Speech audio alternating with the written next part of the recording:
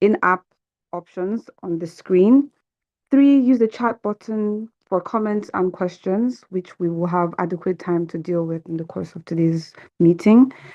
4, be alert and aware of your surroundings, provided you're using headphones or any audio device. Please be aware of your surroundings. 5, maintain good sitting position. 6, always stay safe. Please enjoy the rest of today's meeting.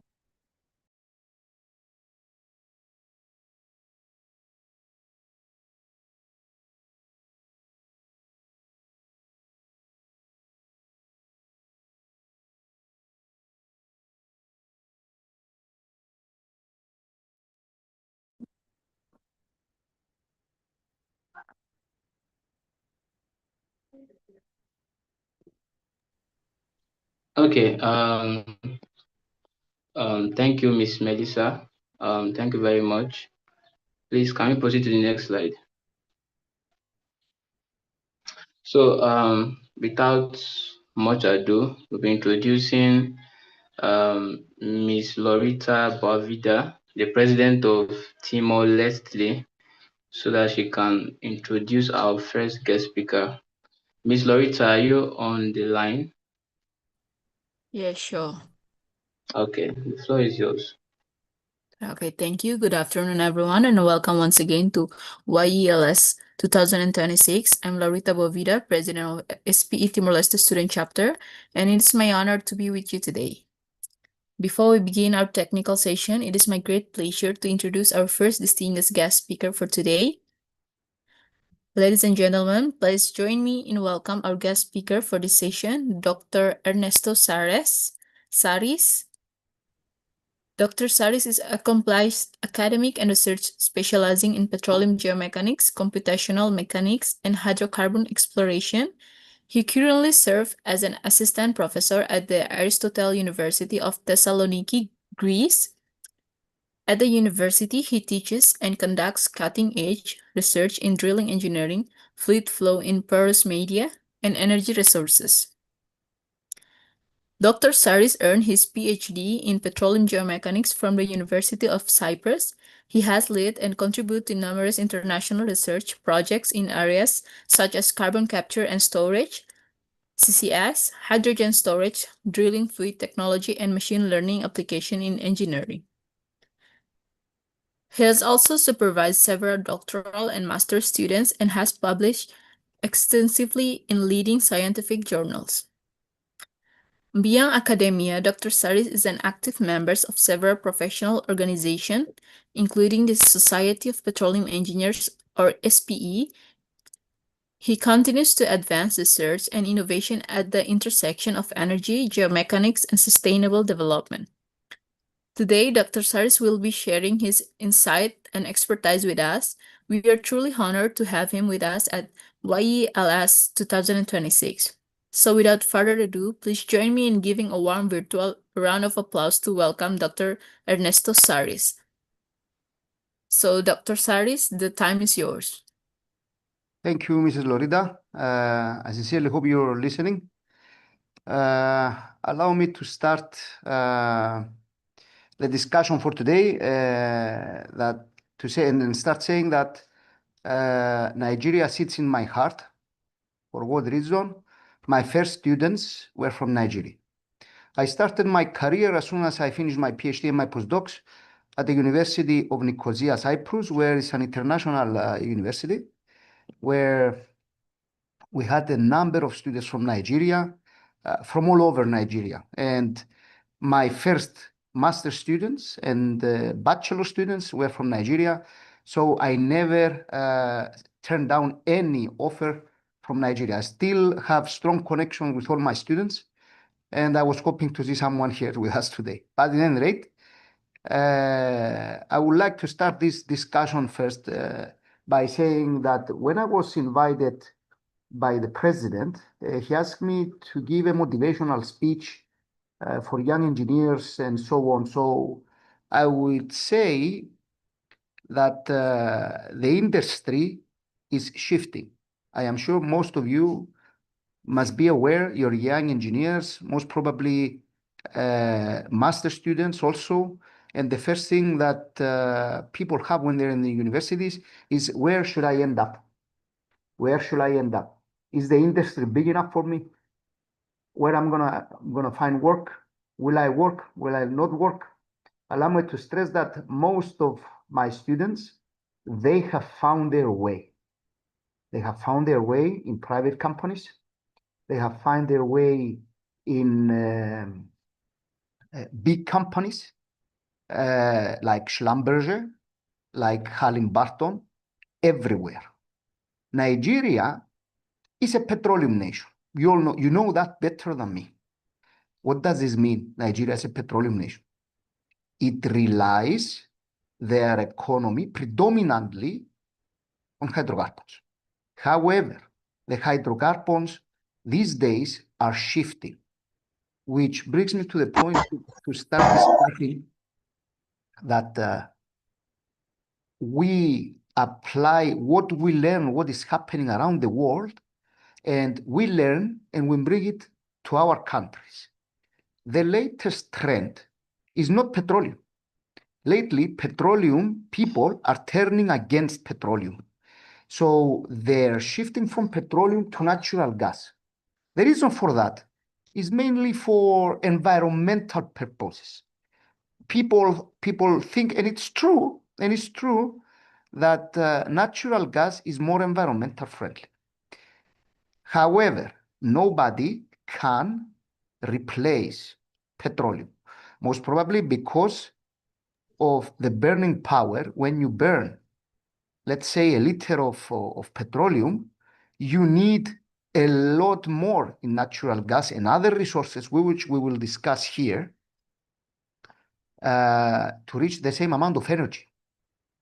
So these days, we slowly dismiss the term hydrocarbon or fossil fuels towards the terms of energy. So the industry, guys, is shifting towards the energy. And a new terminology is happening, at least in EU, that I'm in a position to know, the European Union. They started thinking the so-called energy transition. The energy transition is something that's very important for humanity. However, they have been applying energy transition for the last 10 years, and they have found it is impossible to rely on the renewables, exactly for the reason that I explained a minute ago. You cannot replace the power of energy of petroleum. So they have decided to balance things. They have decided to balance things. And they say now, not the energy transition, but the energy addition. What is the energy addition? We need everything. Whatever sources of energy we can get our hands on, we need it. So we talk about now the energy mix. What is the energy mix? Part of the energy that we have as a country comes from petroleum. Part of the energy comes from natural gas. Renewables. Of course, the renewables, you can understand, it's not viable for a country like Nigeria with so many million people there. So we need any kind of energy we can get our hands on. It is, to my knowledge, that in Europe, slowly, coal is being phased out. Why the coal, which is there? I mean, in Europe, they don't have a lot of petroleum or natural gases. We just recently discovered in the Mediterranean, offshore Cyprus, offshore Greece, of course, just offshore Egypt. Of course, you all know Libya and everywhere around the Mediterranean, there are natural resources and fossil fuels. Towards Europe, they have a lot of coal. Germany has coal. Greece has a lot of coal, not of good quality, but they have.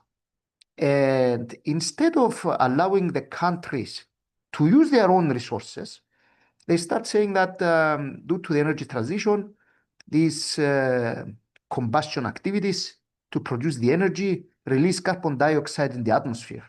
And this carbon dioxide release in the atmosphere takes a toll, if I may say so this way, takes a toll on the climate. So they decided that we need to find an alternative way to stop emissions from combustion processes without compromising industries. In what sense? We have industries that are called hard to abate. What are the hard to abate industries? The hard to abate industries are cement factories. We like to have development, but in order to have development, we need companies to make steel. We need companies to make Portland cement. We need to construct. We're going to find all these in expense of climate neutrality and all these new terminologies that our industry is facing. So companies have decided to invest towards those areas. Like Schlumberger now has carbon services. Halliburton has carbon services. And the reason for that is they see a market where companies can make money, because companies, they're not there for charity. They're there to make profit. These kinds of companies, they only have interest in making profits. So in the European Union, what has happened? They decided, they calculated the carbon cycle per person, per country, and they have found that a person in Europe can emit himself 80 kilos to 100 kilos, depending how the countries develop. It's going to be different if you're, let's say, if you're in Germany. It's going to be different if you're in Switzerland. It's going to be different if you're in Greece. So they have decided people per head can emit up to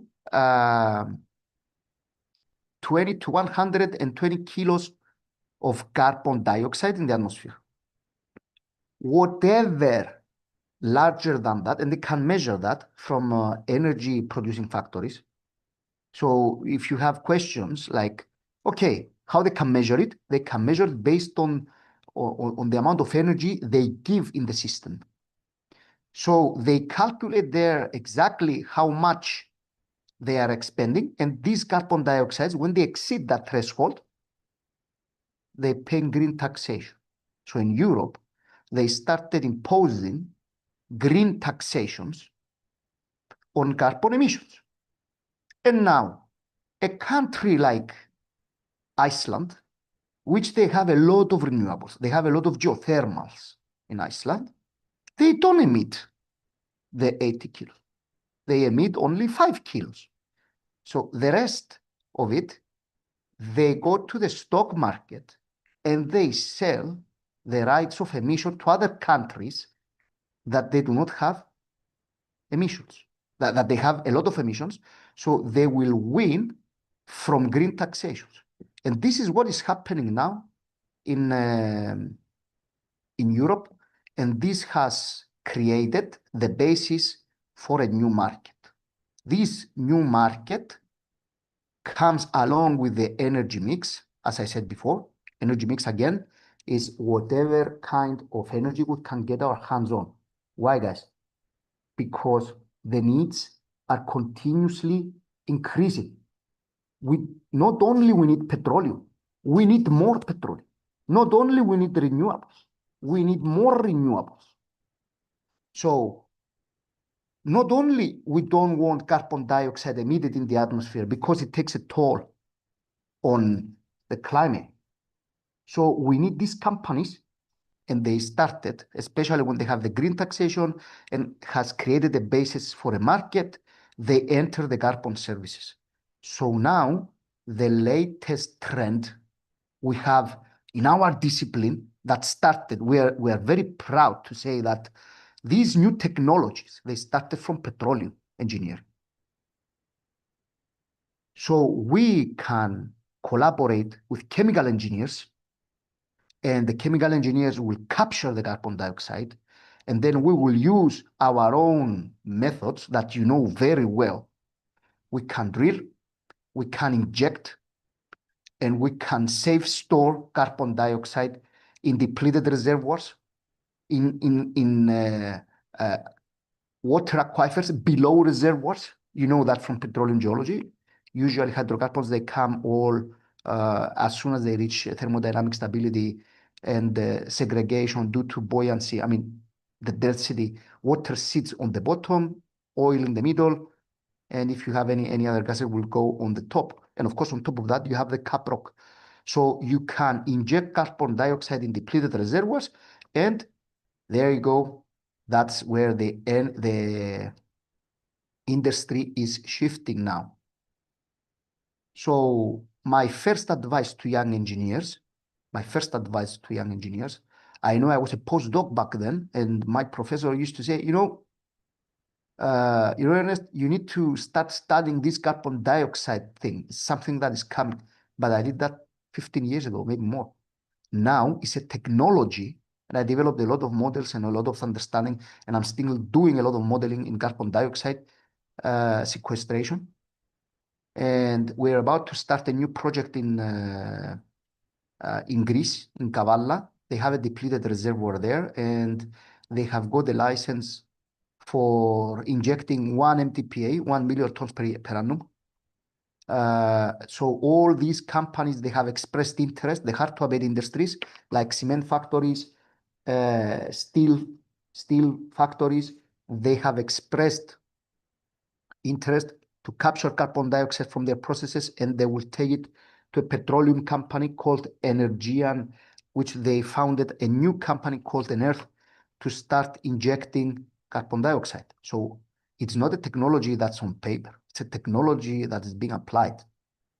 So my first advice to young engineers like you is to think about maybe shifting towards, instead of hardcore petroleum, shifting towards carbon services. That's one. Now, the latest trend after the carbon dioxide, these renewables, they have a very big problem. I am sure you have heard an accident happened in Spain maybe 1.5, 2 years ago. What happens with these renewables? The solar panels, they create an issue. So the solar panels, you just lay them there, you have a good sunshine, they just absorb. When they absorb, something happens. It's like having a fluid. Electricity behaves like fluid. It's like having a fluid passing into the system and then immediately goes towards the factory and creates like a hydraulic hammer. In our case, in this case, it's not a hydraulic hammer, but it's an electric hammer. So it blew out the whole station. Why? Because of excess energy that was created from solar panels. It created that incident, which caused a very big accident. Now, what is the new trend from this?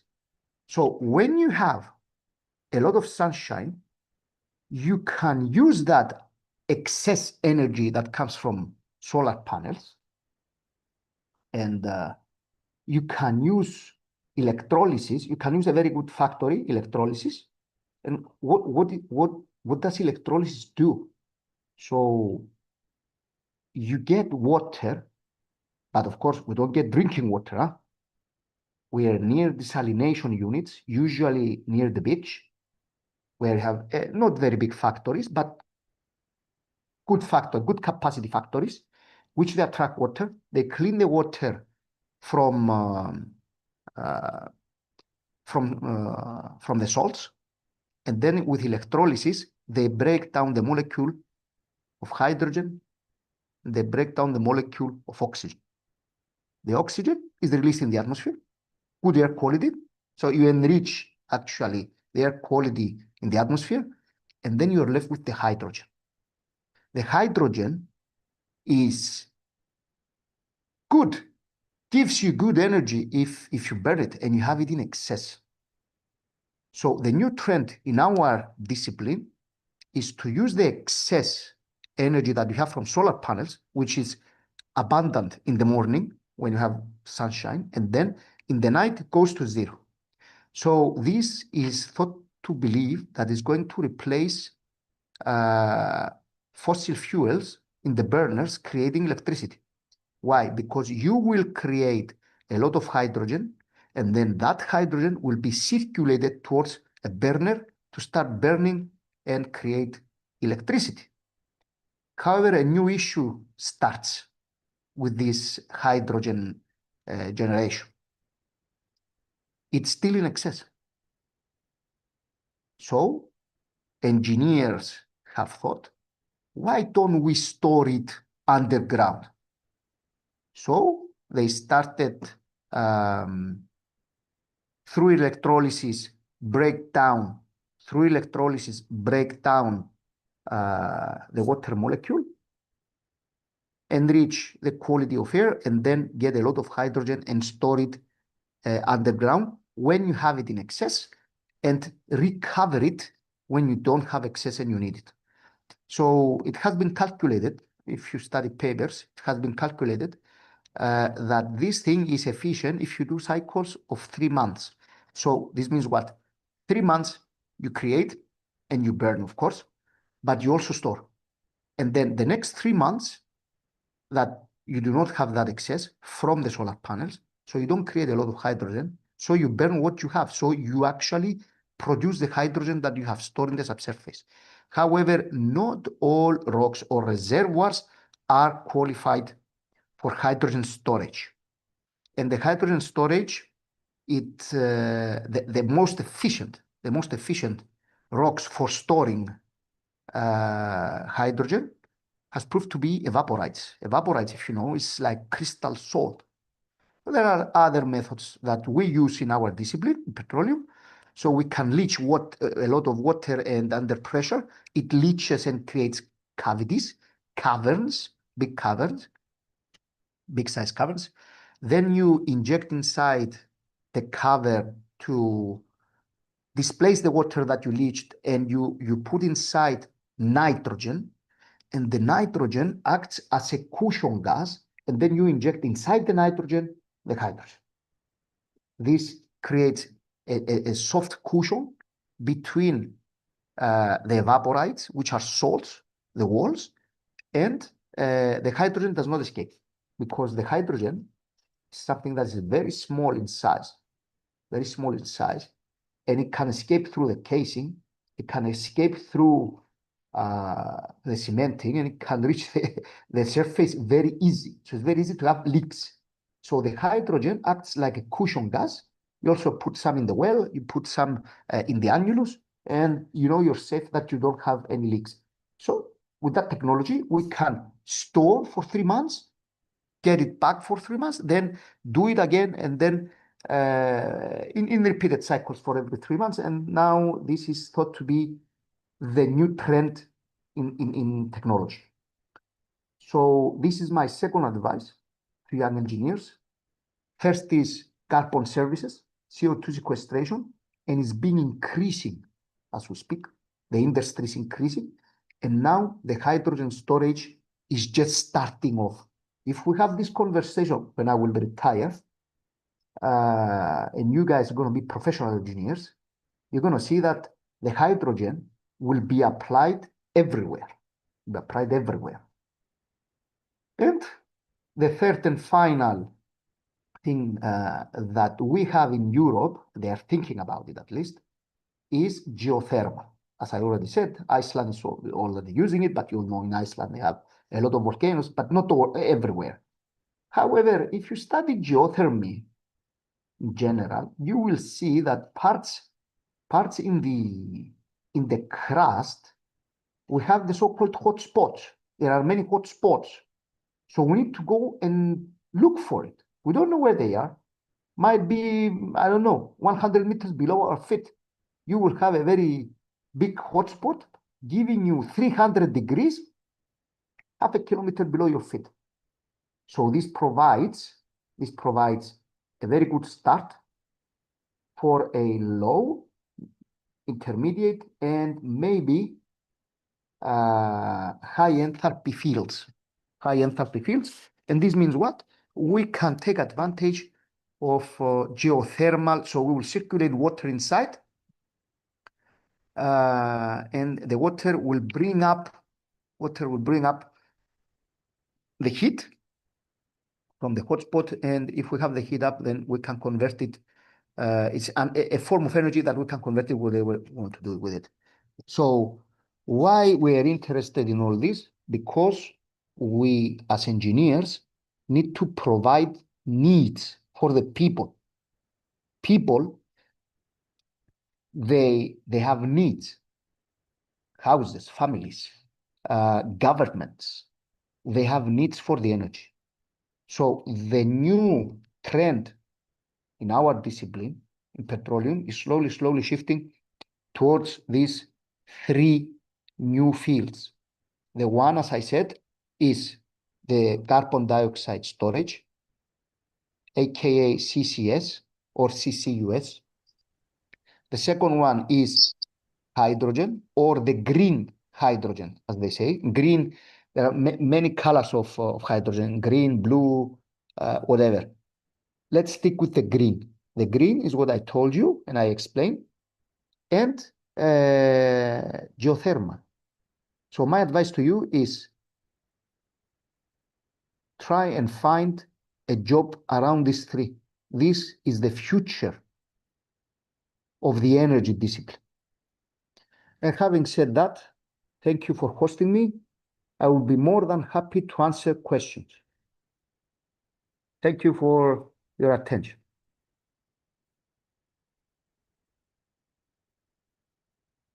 And of course, if I'm allowed to say this,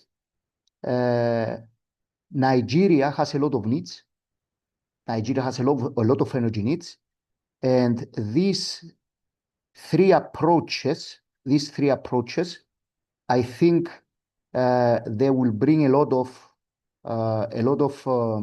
comfort in Nigeria. Thank you, moderator. I think it was Lorita was the moderator. Very much, sir. Thank you very much, sir. Wow. Like, to be very honest, I'm beyond speechless. I feel like this has given me information that might have taken me like 5 years to learn. Just hearing from you, sir, has really impacted us. It has enlightened us in Nigeria here. We are very, very grateful. So I'm just going to highlight some of the things that he said. So one of the things he said was fossil fuel, which is hydrocarbon. It cannot just be replaced. You know, everybody is talking about cleaner energy. But the fact is that you can't just easily replace hydrocarbon. You can't just easily replace fossil fuel. So we really need to put that in our mind. And also, because there's even one time I was actually having some research, and then there was something that I learned about. It's called just energy transition. So it's kind of an energy transition system or phase that actually put in consideration developing countries. You know, the Europeans that have developed, some of these other countries, they kind of want to rush us Africans that were just even coming up. So we want it to be in a gradual process, a just energy transition. And then also he mentioned three advice that we as young professionals, as students, graduates should look towards getting into. So he said the cap of services. Then he said the hydrogen storage and geothermal. So, sir, all these points are very, very valid. All these points are very, very powerful. So, we'll get to. Thank you very much, sir. Please, can we move on to the next slide? Thank you very much for having me. Okay, so if there's any questions, you can just signify by raising your hands, or you can type it in the comment section, please. I will call on Mr. Ogbonna Ikechukwu, President of SPE UNN, to take us in this session. Mr. Ogbonna, are you online? Yeah, I'm here. Good evening, Okay. everybody. All right, so thank you very much, Engineer Nestor, for a very insightful session. I mean, this lecture has been like very enlightening, and I would say I learned a lot. So to the people that are participating, for everyone on the call, I'm very sure that you've heard something that you take away today from this session. So if you have any questions for what you've taken, and you need answers to them, this is the opportunity. So we'll be giving 5 minutes from now till 5:50 for anyone that has any questions. So either raise their hands or drop a chat in the chat box.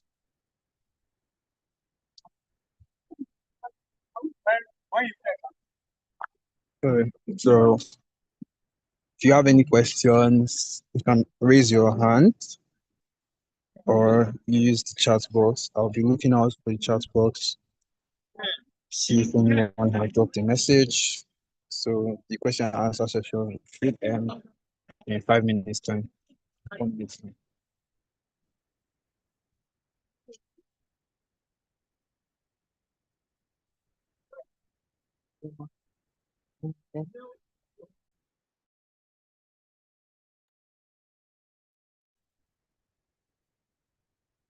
Right.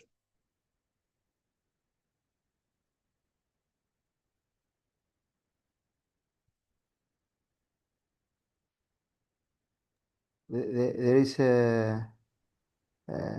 one who raised the hand, Mr. Saminu Mwazu. Okay. Please, Mr. Samino, you can go ahead with your question.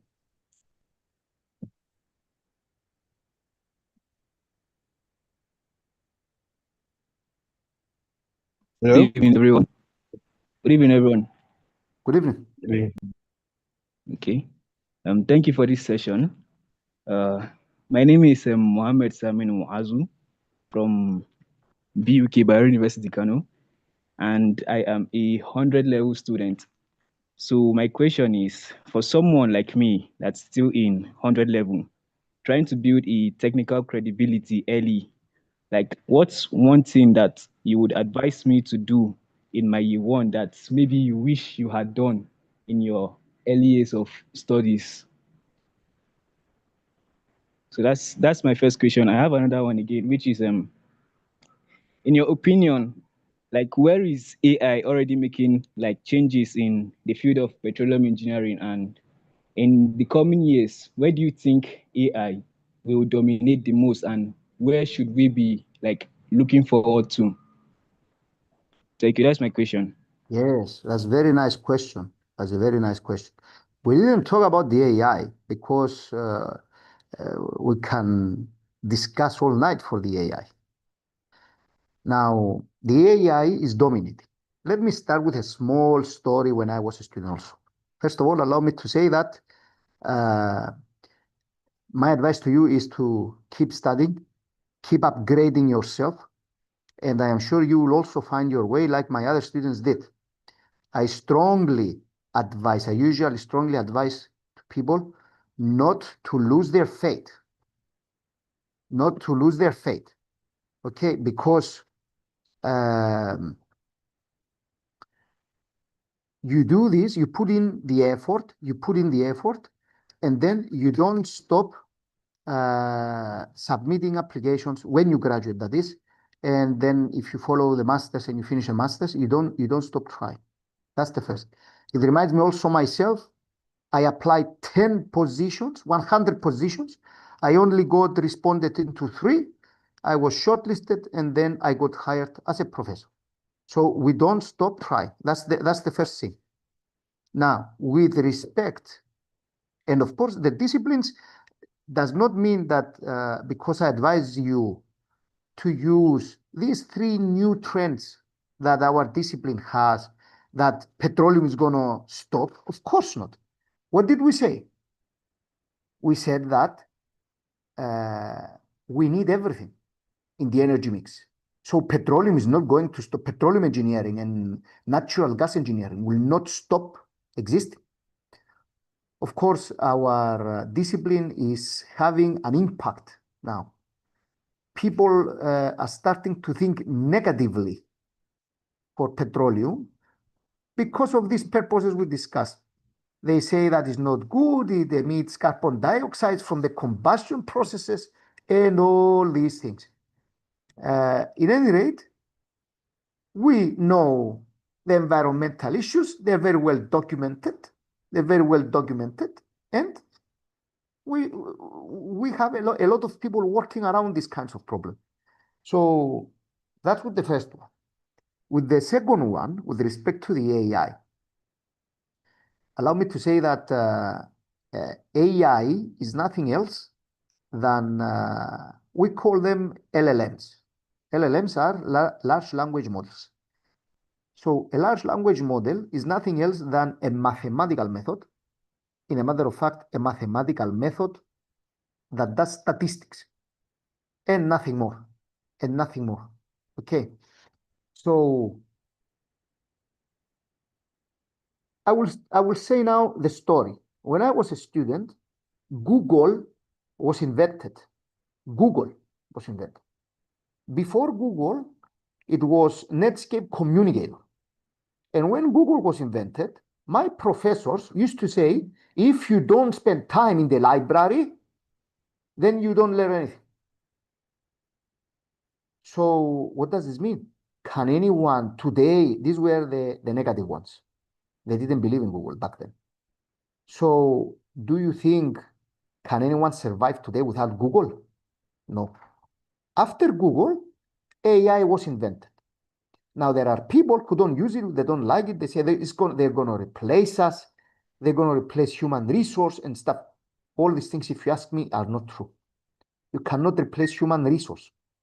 There is an excellent assistant. It's an excellent assistant. So with respect to assistants, yes, it boosts productivity, it boosts everything. But in reality, it cannot replace human resource. So if you ask me, learn how to use it and boost your productivity. As my professor used to say, spend time in the library and forget about this Google thing. And today we cannot imagine ourselves without Google. I'm saying the same thing. AI is here and it's not going away. AI is here to stay. AI is going to be improved. It's going to be improved. I still remember that if we didn't punch down appropriate keywords in Google, we wouldn't get the result that we were searching for.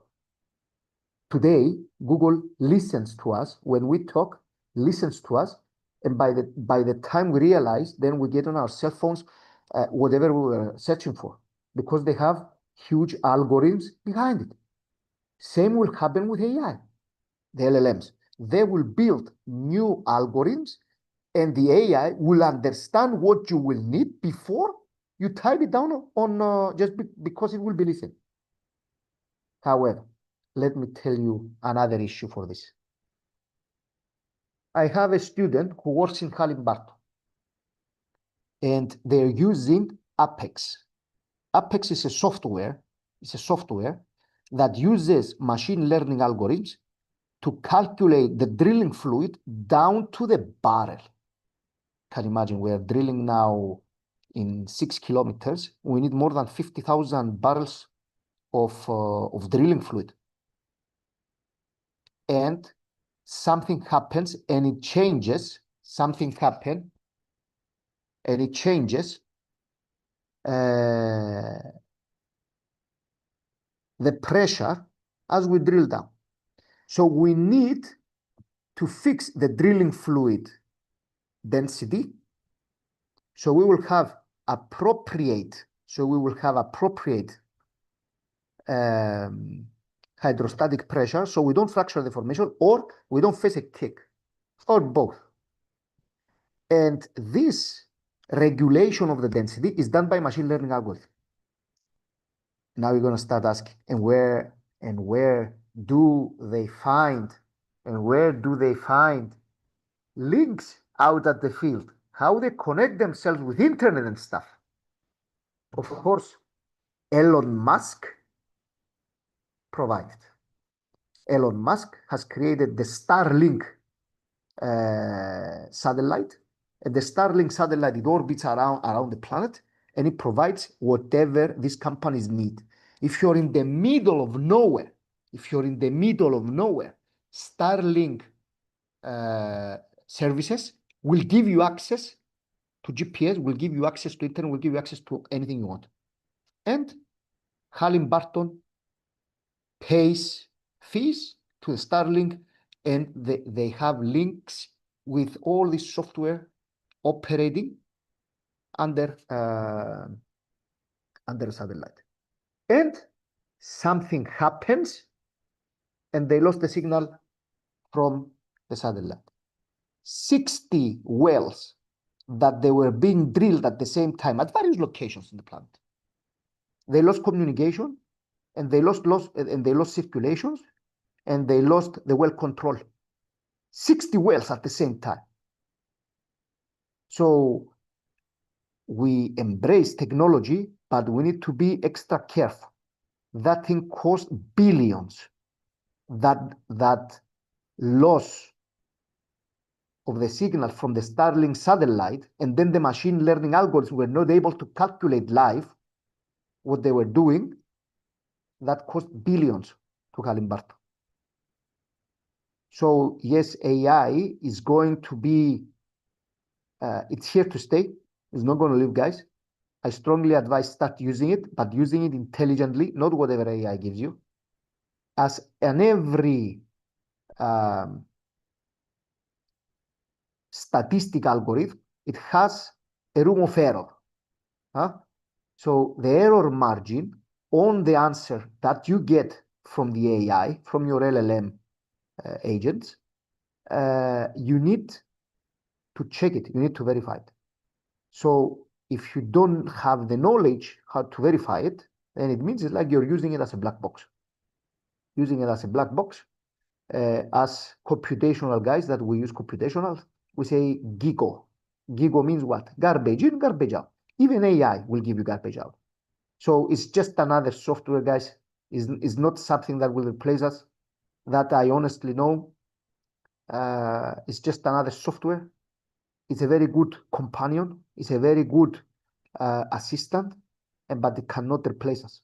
So a fourth advice, learn how to work with AI. I sincerely hope I'm answering your question. I see another hand now. Oh, so thank you very much, sir, for that insight. It was very, very powerful. It was very, very impactful. I believe he has answered your question, and I believe you've answered his question. Thank you very much, sir. Please, can we, because of time, we'd like to move on to the next session. Please, can we Of course. change slides now?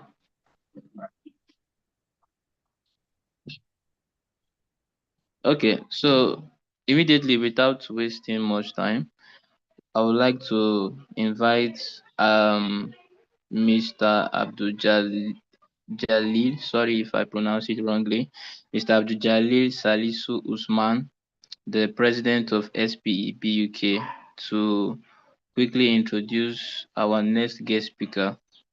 Mr. Usman, are you on the call?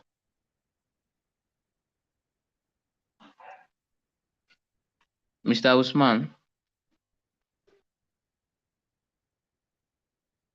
Okay, I think he's not on the call.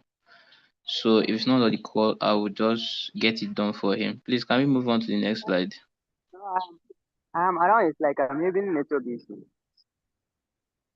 Huh? Are you with us? Mr. Usman?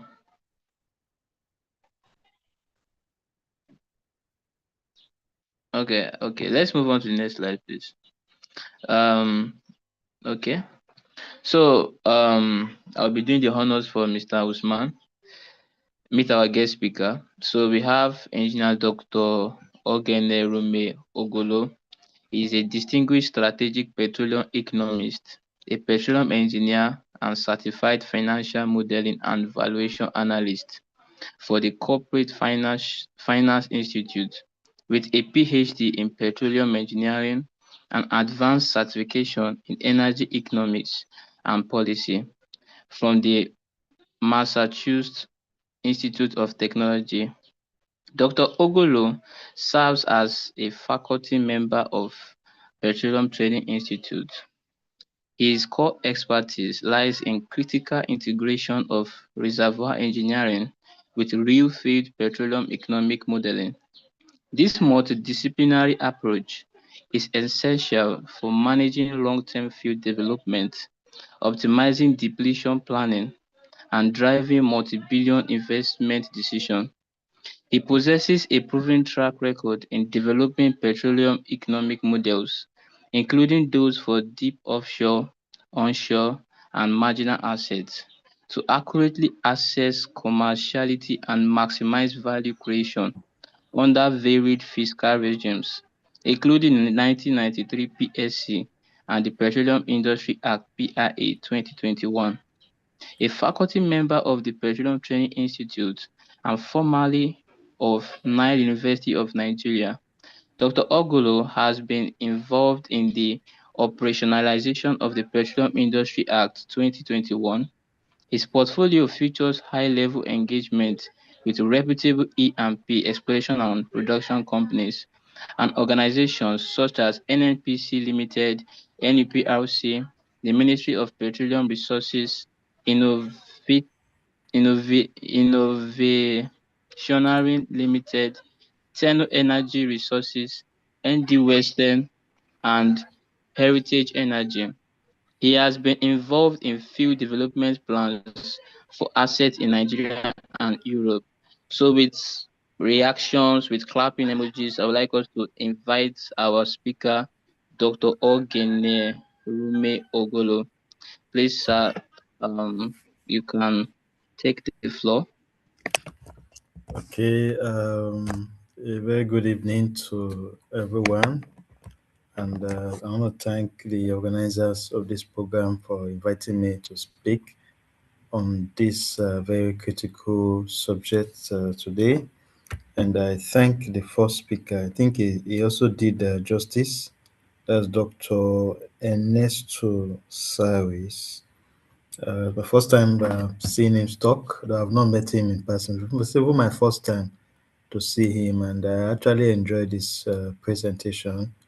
It's nice, and it has shared a lot of insights that young people really need to, to excel, to become successful in today's workplace.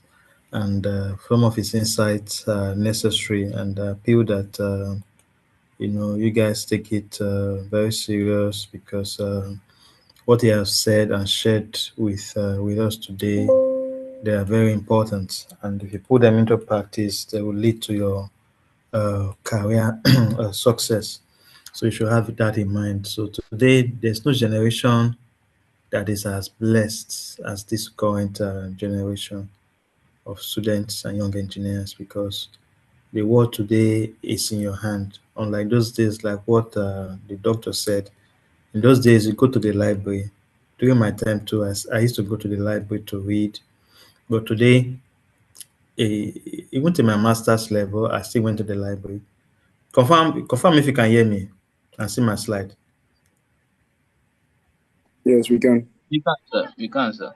Okay, so even to date, there's no generation that is as blessed as this generation because of the access to information, the access to knowledge, and those that are in the petroleum engineering space, SPE, you guys are blessed because you have access to industry people, mentors. That's why we see engineers graduate, they're able to fulfill their career, unlike some of many others in other spheres of life, which sometimes becomes very challenging for them. So, but in all of this, it is those that are able to learn, to hear, to learn, to avail themselves to learning, and before you see, you get the requisite knowledge that you need to excel. That's why when you graduate from the school, it's not everybody that enters into the industry, just only very few. And those very few people that enter most times are those that attend lectures like this, right? Those that have mentors, those that listen to distinguished professors and industry experts that will be able to channel a pathway for themselves.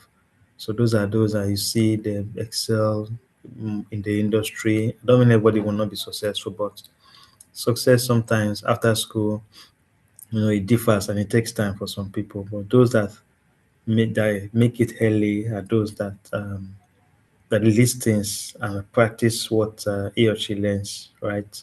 So I'll be speaking on empowering young engineers for leadership, innovation, and sustainable energy development. And I see that this very presentation is apt, and I want to indulge your audience to indulge you to actually pay a rapid attention, right, to what I'll be discussing today. So, empower young engineers, and so why is this conversation necessary? Like the doctor said, there's global energy needs, right? Is growing. Today we consume about 110 million barrels of oil per day. Growing demand for renewables, and there growing demand for CO2, sequestration, storage, utilization. Climate change is there. Today you want to do investment, the government wants to know, okay, how much, how are you able to, or investors wants to know, how are you able to keep up with what we call environment, social and governance framework. So the industry is changing and is dynamic, moving from what it used to be before: produce and live. No, but produce, sustain. Even when you are living, you should ensure that there is a high level of sustainability. The AI, which the speaker also talked about, is changing engineering practice, the way we talk these days, the way we do work in our environment.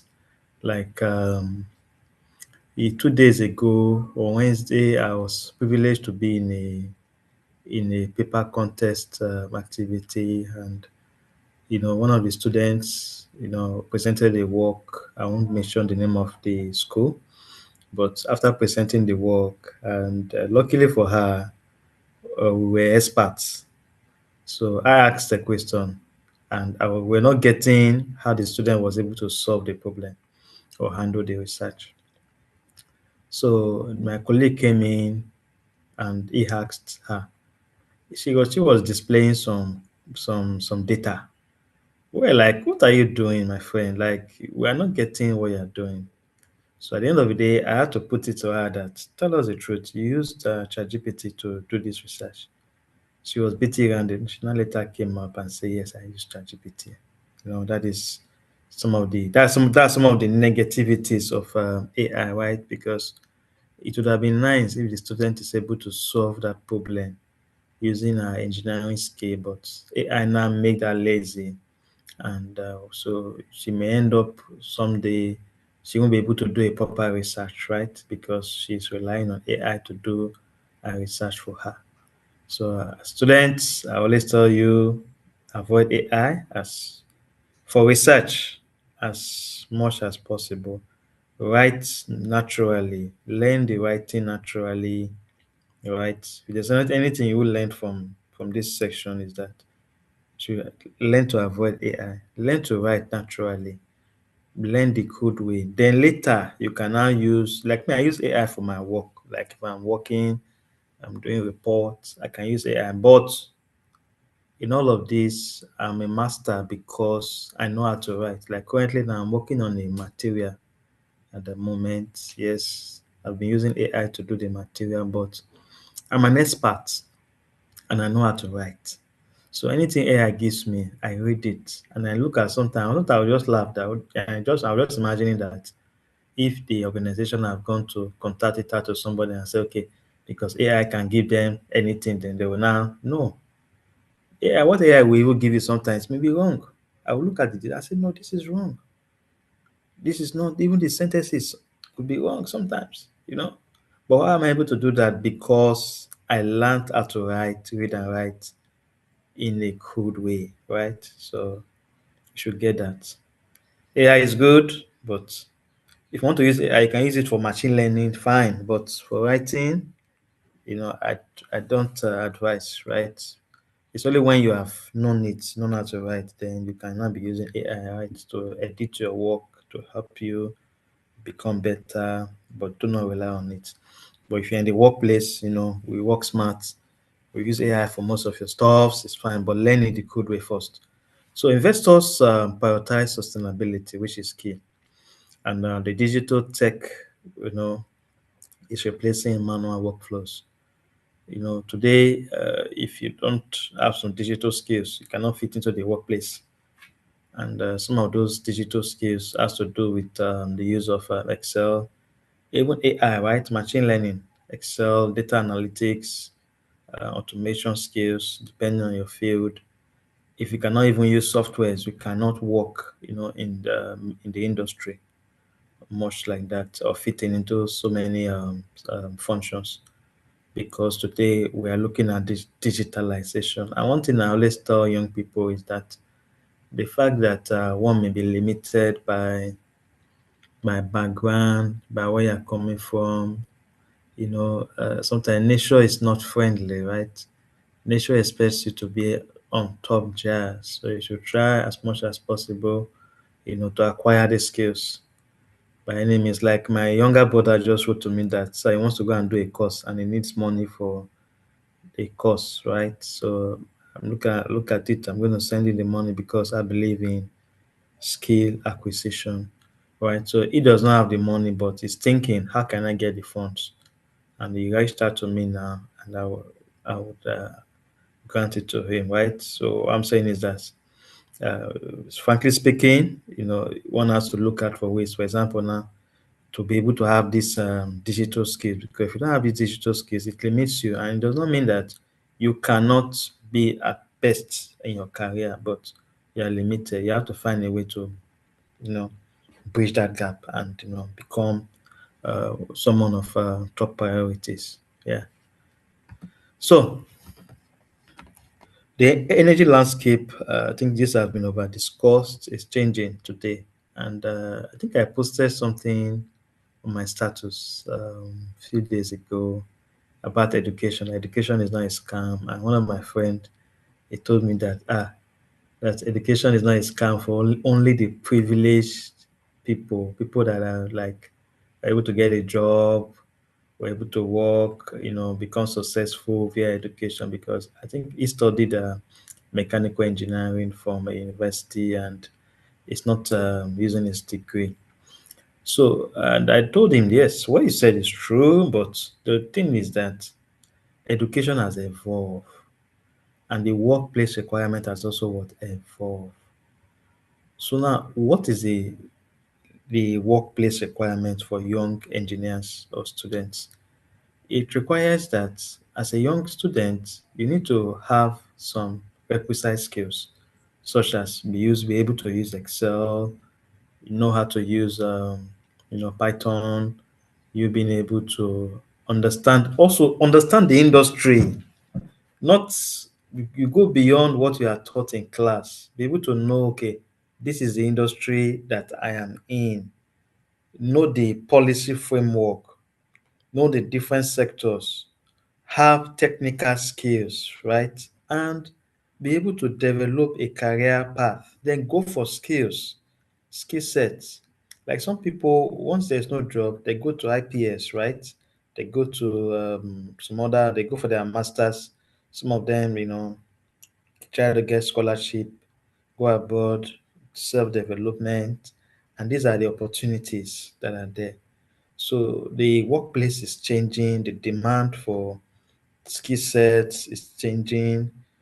getting to the industry is evolving and the like, so that today sometimes it has to do with networking, mentorship. Like for example, now if I look at the number of persons on this call, it's less than 50, and I'm having over 7 to 8 chapters here.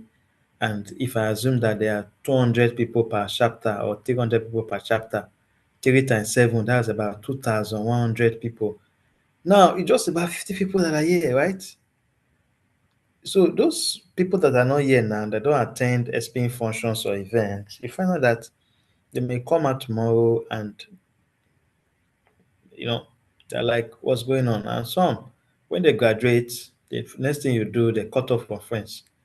Like for ladies, I always advise ladies, I know it's specializing for them, but you need to be out there, and you need to network, you need to take mentorship, be open-minded so that you can, see the space and be able to key quickly into the industry. So the energy landscape, is evolved, it has evolved.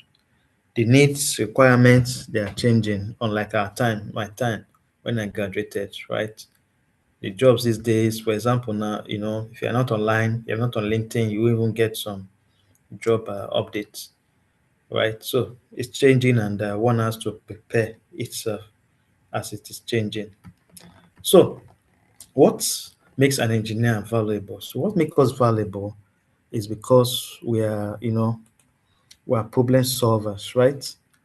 And we have technical competence and we can solve problem.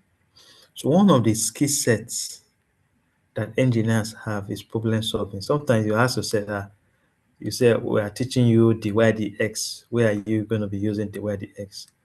The way you used to solve those dy dx problems, that is how you will use to solve real life problem when you get into the industry. Because once you have a problem, you begin to think, how do I solve this? What method do I use? And that is what problem solving in industry entails, right? Because on a daily basis, we encounter problem and we think, how do we solve this problem? So we've been stressing you to go and look for X, go and look for Y. You now start thinking of solving those problems. You apply those yardstick. I remember one of my professors then in school told us that to be a good problem solver, we need to be solving, regular mathematics, even all this, mathematics regularly, because it allows us to think and solve problem. So we are modern industry demands a holistic skill set of engineers. Technical competence is key. So as engineers today, one of the key set needed, right, is leadership and communication. So we must be able to communicate very well, right, and possess leadership skills. And digital competency and commercial awareness are some other skill sets that are necessary for engineers. Like I talk about digital competency, like even learning how to use a laptop, right, a PC, Excel, Microsoft Word, and Python. Then you now move to technical competence, which I think is in my next slide here. Technical competence, which I talked about, the adaptability and teamwork. These are some of the skill sets that makes an engineer, unique and valuable. You should be able to work in a team. And when it comes to teamwork, you must be a good team player. For me, I have a principle that I do not win. We all win. So anything that will make us to win, I'm in it. But anything that will make me to win in a team, no, I put myself out there. Right. So what makes us to win in a team? Right. And that is my principle that I work with as an engineer. So teamwork. By making us to win, which means if I see that my team is lacking in one area or the other, I do not want that my boss or the head of the team should be mocked. Right. So I try to fix it so that the team becomes successful. So leadership skill is there, communication is there. Then for communication, I will emphasize on this. As engineers, we like mathematics a lot. So sometimes we are poor when it comes to writing. Sending a simple email, we engineers need to learn that, right? What is the format of an email? How is it being sent? Sometimes I receive emails from, students, and sometimes the email, they don't have a email title, and there is no proper introduction. Sometimes there's no closing remark. There's no, I don't even know the person that is sending the email. So you need to look at the right format for communicating, because once you are in the workplace, email communication is different from WhatsApp or chat communication. For email, you need to be formal. You need to have an email title. You be polite. Good morning, sir. Good afternoon, madam. Dear sir. Then you go to so you state, you can introduce yourself and you go to the message. Be polite, be straight to the point. Don't be too detailed explaining. We don't have time to read a lot. We go straight to the point, then close. Thank you. Then at the end, you can say kind regards. You cannot put your name down there. You can put your position or where you're coming from, the university or the workplace, right? Communication. So these are some skill sets. So you have modern engineering discipline. What is the industry is looking at for today? The industry has shifted from manual calculations to more or less what we call an integrated systems thinking. I've always been emphasizing this to engineers, that the way we think now is that I think about how what I'm doing can have an overall impact in the organization. How what I'm doing can have an overall impact in the operation or in the process. System thinking, right? So with, that's what the industry is looking at the moment. So your degree is a baseline, but your specialized skills are the differentiator. So sometimes you may ask, I've done these key skills, I'm not using it, I've done this certification, I'm not using it.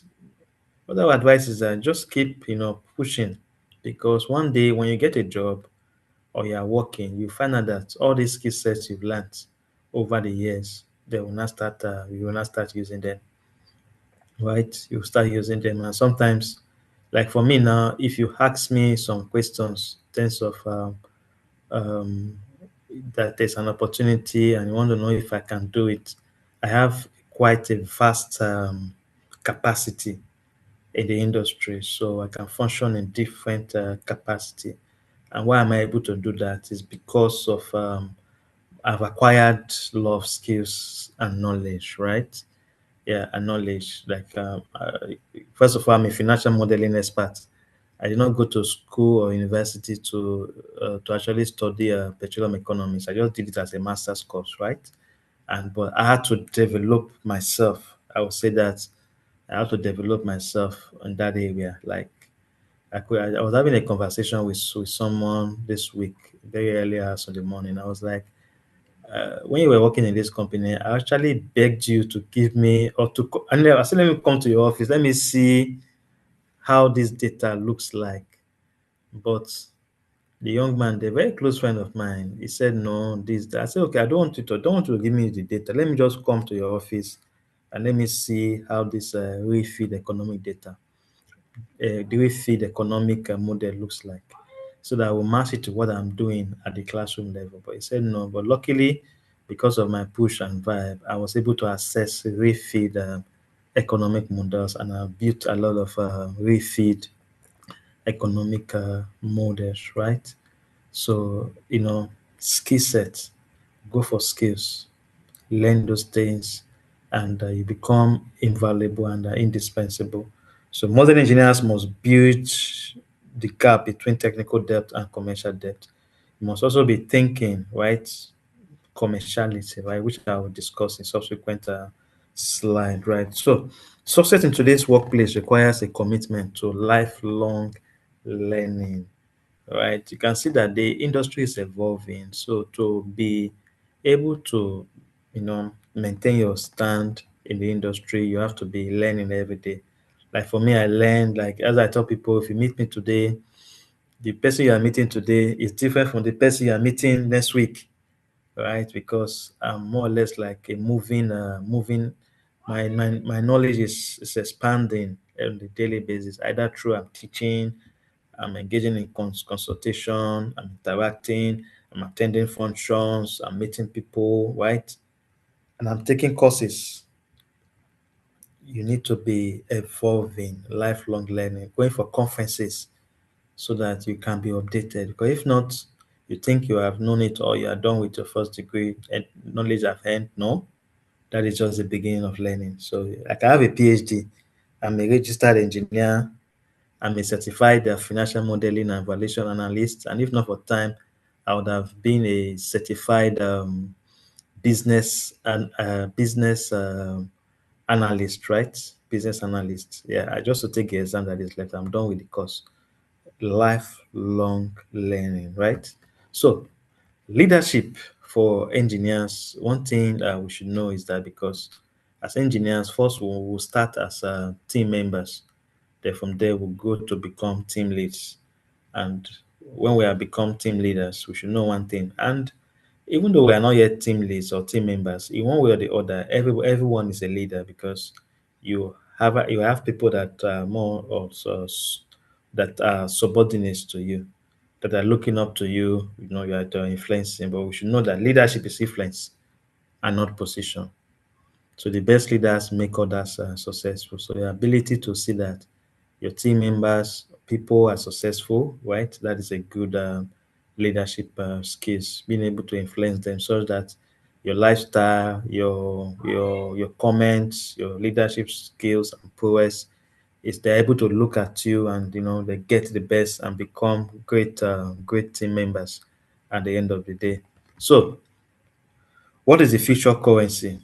Innovation, right? Innovation, and these are some of the stuffs, AI optimization, which are, like I said, are skill sets that young engineer students must learn. It's a must. You must learn them, right? Because they are like basic skill sets that you need.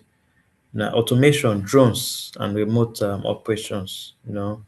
Those are another aspect as well. So I think I saw a video. It's on my status at the moment where a young guy below 20 years was able to use cloud, and what he did was that I was able to use cloud to detect and connected it to a system, so they're able to detect cars. So if your car is driving above a certain speed, the system with the camera will detect it, right? And he's a young guy. I think he made about $350,000 from that particular invention that he did. So people are thinking, right? And I posted it there because of I also use it to counter what we call which is common in Nigeria, what we call the Olodo uprising, right? That we need to push out intelligence content out there, or intelligence, put out education, let people know that these things are valuable than just thinking of only entertainment. Entertainment don't build industries. Entertainment don't build the world. Entertainment don't create technologies, right? They are only consumed. There is a consumption industry or sector, right? So, but to grow, we have to, invest in science and technology. Right. So you can think of drones and you can think of innovation. Like you could see that you could deploy a drone, right? Or a drone to more or less like monitor staff readiness to safety or safety awareness within a workplace. So the drone can go around, can look at who is not wearing helmet, which the guys in NLNG they did, which was an innovation for them. They were able to use AI to detect workers doing a turnaround maintenance activity. They're able to detect workers that are not, fully kitted, and they were able to detect over 50 persons during that process. So that is so. So the word now is more or less like an innovation. Innovation, it just involves innovation. I want you to think. There are many problems that have not been solved, and how can you come in, with your solution? You're doing an IT in a company, you can think, right, of something valuable that you can bring in, especially with the use of all these AI and digital tools. Digital twins is there too for predictive maintenance and the likes. Then I was in talk with a very young guy yesterday. He's working in one of the indigenous operations, And how do I met him? I met him last year at NICE, SP NICE in Lagos. And I met him because he was a very young chap. They came into their company. I'll mention the company, Aradel, right? So when they came into the company, these guys are like some of you that you have learned how to use all these AI and digital skills. So they came in now and they were able to automate some of the processes. And because of that, they had the opportunity to present their findings at NICE. And I believe if I'm the part of management in Harvard, those guys are, you give them a very soft leverage, right? Because they are like your stars. They have added value. So if a company is laying off, they won't touch those guys because they know that these guys are that they are valuable, right? They are valuable. And we discussed yesterday. So he said they are also doing something and he wants to share at this upcoming NICE, right? So innovation, right? These are some of the things we expect from young engineers. And when you talk about innovation is it stems from your ability to think differently, right? To ask the right questions, to think differently. And for you to be innovative, you need to understand science.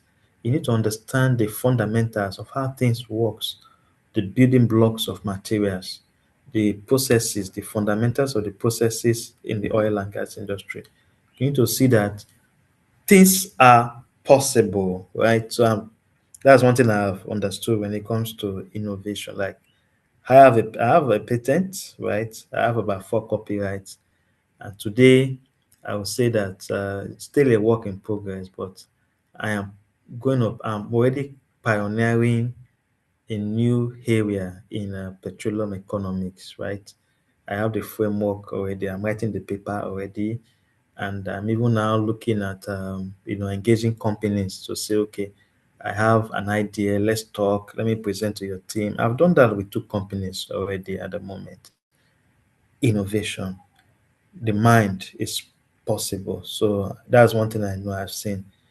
The mind, you can dream big, right? You can dream big. You can construct a pathway to those areas, right? So you think big with your mind and heart and follow it. Sometimes, like when I'm deviating a bit because I feel whenever I talk, I want to give students everything I have if it's possible. When I started research then in the industry, and I could remember far back to 2020 when I would say to my friends, I'll tell them that this thing, I'm seeing something here. Oh. They're like, no, no, no. But I said, no.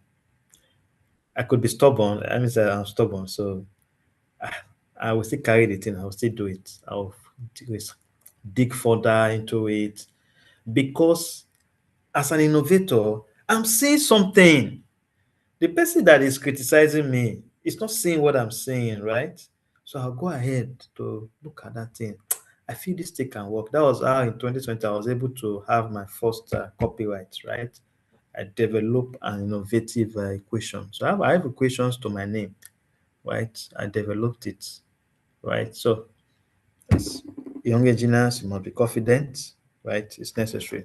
So an innovative mindset, which I have talked about. So you must always ask why, right? Understand processes. Take your time. Like one of my students, I've graduated students, over 6 or 7 sets of students are currently in the industry. So I've graduated a lot, even to PhD level and the master's level, right? And many of them are doing well. Yeah. So one of them, I saw his post on LinkedIn. Was it yesterday? And he was talking about the principles of Sahara Energy. He works with Asharami at the moment, and they were talking about being able to complete a project on time why you are not focused on you just want to meet up with time, but they are saying no as part of their principles that every detail not kept becomes every detail not looked at, right, becomes a problem in the future. So as engineers, you must develop curiosity, you must look at every detail. Don't just be there because you do it because you want to meet up with time, right? No, do it.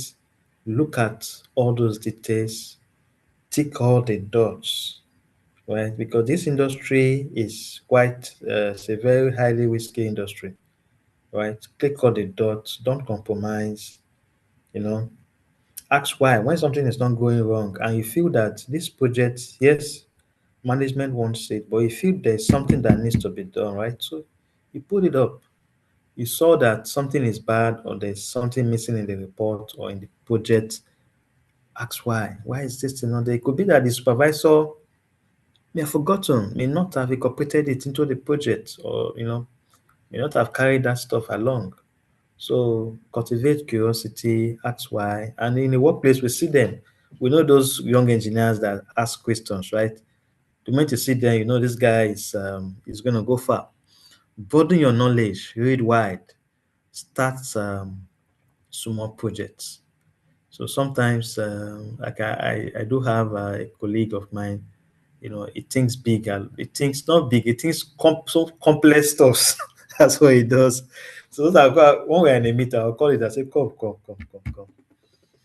You always think complex. It's good though, but this thing you're thinking is going to take you a whole lot to achieve it.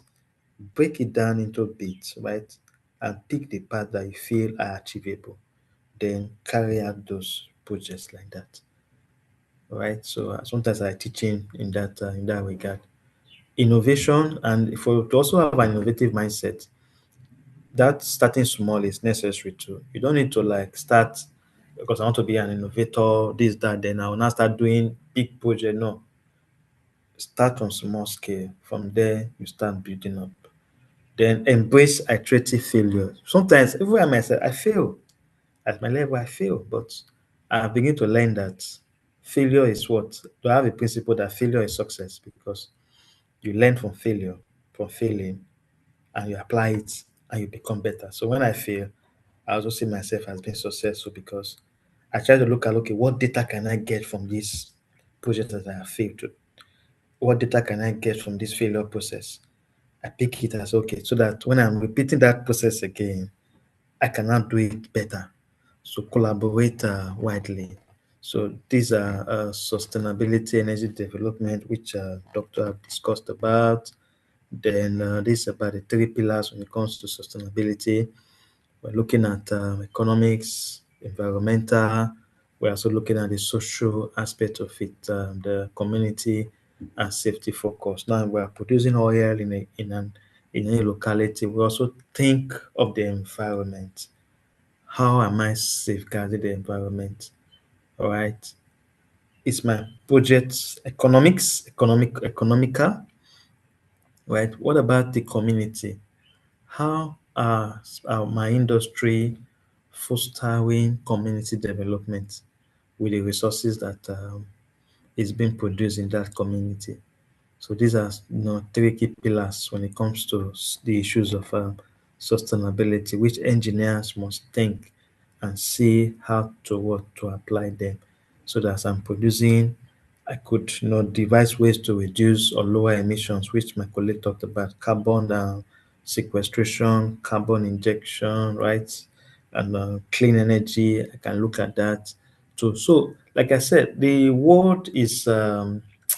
The opportunities in the world is huge. There are a lot of opportunities because while growing up, I came to realize one thing, that the world of greatness is never is still there. Their space is still there. So because of that, there are a lot of opportunities that are there. But the problem most time is to think of that, solution, to be able to have that solution, right, that could solve problems. That is where the problem comes from. But there are a lot of myriad of opportunities that is facing the world today, and we're looking out to young people, young engineers, young chaps, to become innovative and solve some of this. Like in the Nigeria data where we have oil and gas pollution, we need solutions to solve them. How can we remediate our environment that have been polluted? what policy framework can we use? Like me, I'm thinking of economics now. What economic framework can we use for some certain things in the country? And then, like I said, I'm engaging companies now. And how do I start? I started first with a company. What I presented was a policy framework. I said, okay, I looked at the engagement. It was not as I wanted. I now moved to, okay, let me now talk about research. But after presenting the research, I said, okay, it's good, but I'm not looking at, okay, let me see, Seth, let me have something that, right, I can put forth to this industry that will be something that they can use. Question now be that, okay, should I commercialize it? But if I tell them I want to commercialize it, that may kind of, reduce my chances. But I have to define what I want. That, okay, for now, this is what I want. I just want to see how I can take my research work now to the industry, and the industry adopts it, and they're able to use it. And I'll be happy. I'll be glad, right? That it's that will be one of my greatest contributions, right? And in that case, I'll be fulfilled because I know thereafter other things can follow. So there's something I'm also high. I won't mention it here, but it's not money, but I'm looking at if it can be accomplished, then I'll be happy. Is it not so? But these things are not there. We think about them. So essential skill sets. I've talked about this. Digital skills, financial evaluation, economic simulation. For professional skills, you need to learn how to speak, how to talk, how to negotiate, project management, networking, and some of these things you can take certifications in them or short courses. So you acquire them, and it becomes part of you. So some of the lessons I've learned in the industry is that the technical skill set is inevitable. If you are good technically, you become indispensable. So go for technical skills, and technical skills has to do with those skills that enables you to be able to do your work in the workplace, in the sense that solve industry problems, handle projects, right? Those necessary skills, because I understand that those people on this call are of diverse background. You have those in mechanical engineering, petroleum, chemical. So technical skill sets are those skill sets that allows you to put what you have learned in the university into practice in the industry, right? Some could be soft in terms of using softwares, while some could be hands-on. Hands-on now, you're trying to, in the lab, you're working, right? You're trying to, carry out projects. You're a wedding engineer, you are a wedding technologist, right? So those skills that allows you to be able to do the job. That's what I refer to. The integrity is your greatest asset. It's good you have a good integrity, because I've seen cases where integrity could spoil you. And one thing about me is that I don't keep grudge. At the same time, I don't do things out of ulterior motive. So many of the time, people may think I'm trying to get at them or get at something, whereas I will just laugh. I say, "You see me, I don't have any iota of that in me, right? Iota of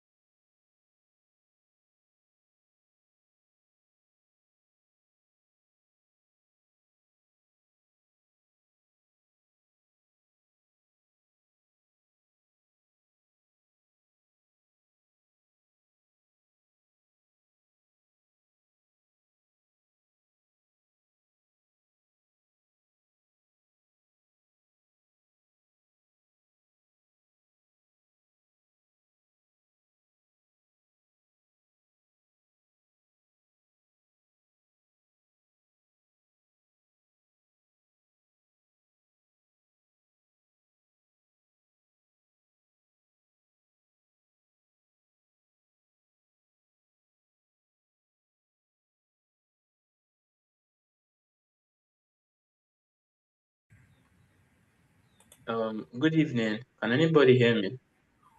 can you hear me? Yeah, can hear you. Okay, okay. So I'll be wrapping up shortly. I just saw that thought my network was down, right? So that's why I had to just quickly say it. But has it been interesting thus far? Is it flowing? Are you learning something? Speak up. Let me hear from you. Should I continue? Is it interesting? Is it good? Okay. Thank you very much, sir. It's a very, very impactful one. Because of time, maybe you should like try to round up, sir. Okay. I'm wrapping up now. So these are career roadmap, and I may not spend much time here. Mistake to avoid: don't wait for opportunities. Prepare. If you're not taking anything home today, take that from me, right? Prepare. Do the certifications, do the training, do the short courses, go for events. Just be preparing. You never can tell, because when opportunities meet preparedness, the sky becomes the beginning of one success, right? And not be afraid of failing. And sometimes you think you will fail, you won't fail, you will pass, right? So don't ignore soft skills. Soft skills are necessary. The way you talk, some workplace soft skills, you relate with people, and you find out that when people complain about you, go and ask why, what's happening, and try to amend your character or your ways. Then don't chase money over competence. Let competence, be the high stuff that you will look at for. So these are, I'll leave the slide with you guys to go through. But success is intentional. Ask yourself, what problem do I need to solve? What value do I create? Who am I, mentoring? So these are part of leadership blueprint for young people. So I've talked about, the roadmap, and we've seen some of the stuff that young engineers need to be empowered, to become innovative today, to know, understand the energy landscape, some of the skill sets that they need, leadership skills, soft skills, the mindset. You need to be courageous. We've talked about them, and what makes an engineer invaluable, the discipline. So in all, we are trying to prepare you guys for the industry. Like I said, the industry these days has evolved. The environment has changed. If you are there or you are not there, we want people that are committed to lifelong learning, that are growing, right? Lifelong learning. You must grow, you must learn, you must get the right skills for it. So there's no time to sleep, right? Well, you should sleep, because there's time for everything. It's about planning, and you'll get there. So I wish us success in our future careers and endeavors. So I'll stop here. And if you have questions or comments or contributions, you can let me know. Thank you. Thank you very much, Dr. Oge Nerume. Wow, this Welcome. session was very impactful, very, very enlightening. Um, you butchered every question I had in mind when it comes to research and AI. You said we shouldn't rely heavily on AI, and that is the problem with most of the generations of students that we have today. Many of them rely 100% on AI, and that causes a breach because most of them can't even defend what they write. And I really took that. That is a very, very captivating and powerful statement. On that thing you mentioned was you said leadership is all about influence, not just occupying a position. How are you using your position to impact the lives of people? Very, very, very, very powerful. You also mentioned about integrity, which is a very, very powerful skill one needs to possess. These are very, very interesting and wonderful points. Thank you very much, sir. I've been enlightened, and I believe every other person on this call has been enlightened. So I'm going to be moving on quickly to the next, which is please can you move the slide to the next? Okay. So I'm going to call it on Mr. Kosefino Ayomide Israel to take us on the next session, which is the question and answer session. He's the president of SPEUI. Mr. Israel, are you on the call? Yeah, good evening. Please confirm you Okay. can hear. Yes, we can hear you. You can go on. Good evening, everyone. It's an honor to facilitate this question and answer session. Thank you so much to Dr. Ogenerume Okolo. Thank you so much for the Sorry, wonderful session sorry, you provided Israel. for us. Yeah? Sorry, Mr. Israel. Please, can you like speak louder? Okay. All right. All right. So I said it's an honor to facilitate this question and answer session. And also, I want to say a special thank you to Dr. Ogenerume Okolo.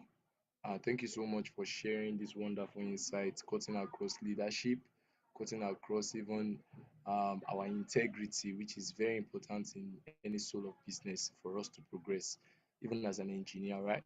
So, going forward, we will be accommodating questions for Dr. Oganerume regarding his presentation. So, if you have any question, please kindly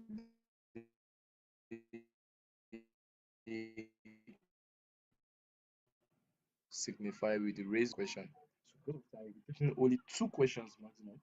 So if you have any question, kindly put up your hands and the moderator will call upon you. Thank you. Any question? Any question for Dr. Ogenerume? All right. Saminu Mwazu raised and okay, all right. Saminu Mwazu, you have the floor. Kindly ask your question briefly. Thank you so much. Okay. Thank you, Mr. Let me say Dr. Ugenemure. I don't know how to pronounce the name very well. Sorry. Okay. So let me reintroduce myself again. My name is Mohammed Samin Moazu from BUK Petroleum Engineering Department, and I am a 100 level student. So my question is about like the industry in general, the petroleum industry in general. Like how does your grade, the reason why I'm asking this question is because I am a 100 level student, and I want to know how your grade play a role in the industry, because from the way like most people are talking, or what most people say, is that your your grade don't really matter. It's about connection and the rest. So I want to really know, is that really something that is happening in reality, or you need to work on your grade? And again, I have another question regarding the okay, just answer that one first. Just answer that one since we don't have enough time. Thank you. All right, thank you so much, sir. Okay. So Dr. Ogenerume, can you hear me, sir? Yes. I'm on Ah, it. So let me tell okay. you something. All right. If you don't learn on that thing, you want to learn on that thing again, is this grade matters, right? Grade matters. And no matter how dirty Nigeria is, there's still room for excellence. Look at the current Minister of Finance that we have today. Why was he made a minister? It's because of excellence that he did during the when he was chairman of the tax advisory office to the president, right? So excellence still speaks and grade matters. So for students, if you want to get into the industry early, make a first class or a 2-1, because that's the minimum grade the industry requires from you. So don't have the mindset that, oh, if I will make it, this one said there will be no job. My friend, you don't know the future, and don't be afraid. Like I had a friend of mine then.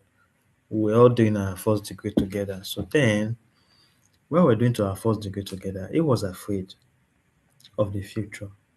So because of that, he had to go and take. He had to go and do another program in another institute. As at then, lo and behold, when we finished school, oil price went down. So the plan of him taking that course in the institute, right then as at then, it didn't work as expected because the company was eyeing, he couldn't get the job, right? He was afraid. But if he had made a 2-1, I would have tell you that that my friend would have been even much more than where I am today. He would have gone far in the industry. Could have even been a doctor because he's very, very good. He loves book a lot.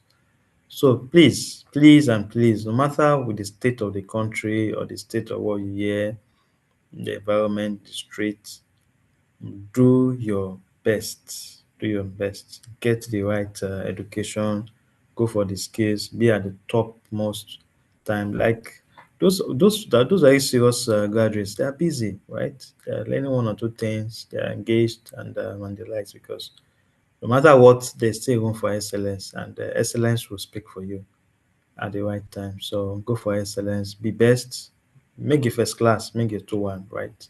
It's necessary because that's the minimum benchmark the industry is looking for. If you make it 2-2, you can still enter the industry, but it may take time a bit because you have to now doing more course, more certification.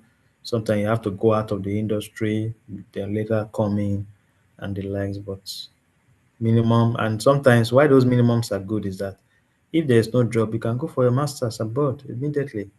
Could get scholarship, and the minimum for scholarship is 2-1. Sometimes get a first class, it's like express, right? So thank you. Thank you so much, sir. Thank you so much, sir. So as we can see, right, there's always room for excellence, no matter what anybody has been telling you, right? Of course, nepotism works in Nigeria, right? But still, excellence can never be defiled. You can't say you won't value excellence in anything you do, right? Excellence is key. All right. So Dumo Diva, you're the second person that raised your hands, and that will be the last question. So any other question should be put in the chat box, and it will be directed to the speaker later on, and we'll get back to you. Thank you. Dumo Divya, ask your question. Um, Good evening. My name is Shivo. I'm a 200 level student, petroleum engineer. While you were speaking, you spoke about having technical competence and leadership and communication skills. My major interest is the leadership and communication skills. Are they recommended books or tips that we can have so that we can improve these skills before we step into the working space? Thank you. Okay, so those leadership, there are books on leadership. I think John C. Maxwell, I wrote a lot of book on leadership, and even Miles Moreau. So you can get those books per se to to learn more about leadership. But you learn more by practice, right, or being in the space or left leadership. So when you also work with people, you work with team, you get to learn a lot of leadership stuff. So I don't want to bore you with my own lifestyle per se. So that's why I will not tell you what I'm doing, right? So that you will not feel discouraged. But you can actually learn those things. But when learning, always look out for ways to practice. Like read in such a way that you can visualize the stuff and you practice it. So remember when I was reading my when I was doing a production course in my final year, then I enjoyed that course so much because I was able to apply it. Like I think about it and you apply it, right? So that's what I would advise. So, and there are a lot of YouTube videos on leadership skills that you can have. But while you are listening to those videos, something that you listen to over and over again, but try to look for ways to apply it by taking up leadership roles. So be in that space. SP is there, you volunteer, you lead in teams, you work with people, you'll be privileged to work with people over time and you learn. Like for me, one thing that has helped me a lot, and I will not lie, is that I have worked with a lot of people. So, so that's why today, if I'm talking, you won't know that, you won't know where I'm coming from, right? Because I've worked with a lot of people, the best of brains, globally. So, because of that, I have like a diverse level of influence or development in me. But leadership takes time and you build those skills over time. But it begins with you, one, when you take up leadership roles. and over time you become good for courses, could read books and apply them. Application of skills or behavioral skills have to do with you pausing, right? The normal method before is this to go straight, but they are telling you now that no, don't go straight, take the right turn, pause a bit, and instead of reacting normally, right, you have to rethink your actions to see if it is leadership compliance or if it's empathetic compliance. So, what do I do at this point? You calm down. And sometimes leaders, more or less, you control your behavior when you are in the public or you are leading a team. They could be very rash if you meet them outside, but over time, you go to get to that level. Thank you. So, I don't know if I've answered the question.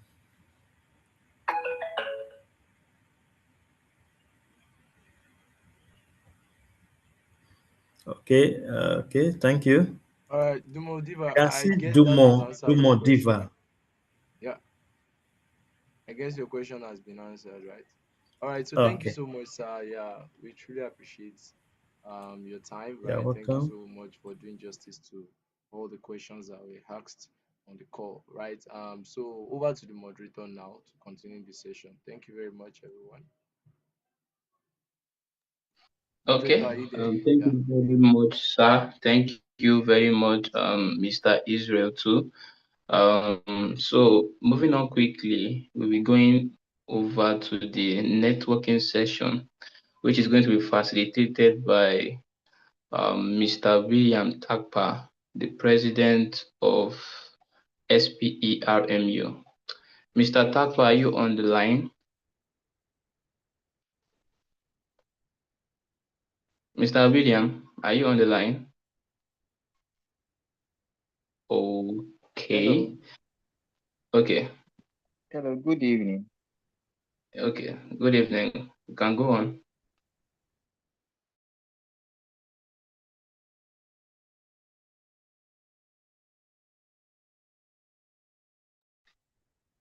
Mr. William, you can proceed.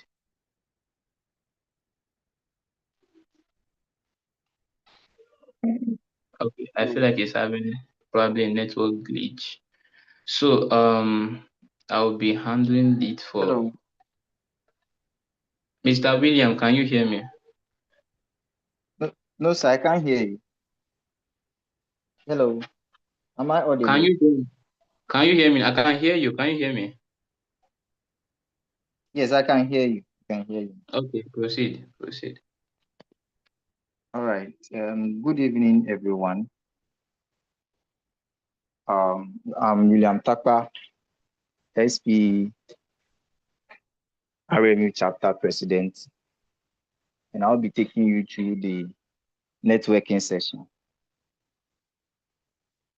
So the purpose of this session is to connect with everybody present here. So as we are about to end, I would like everybody to put down his or her LinkedIn page, LinkedIn handles, Instagram handles, everything that would make one reach out to each other. Let's drop that in the chat box. Let's drop that.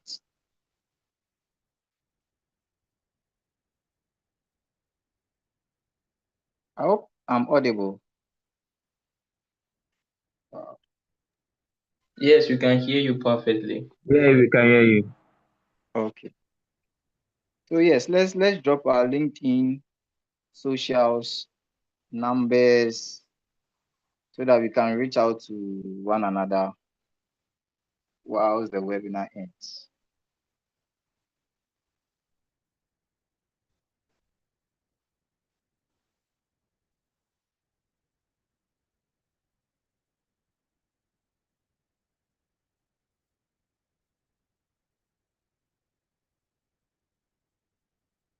Great. I can see Ichiazu B Divine.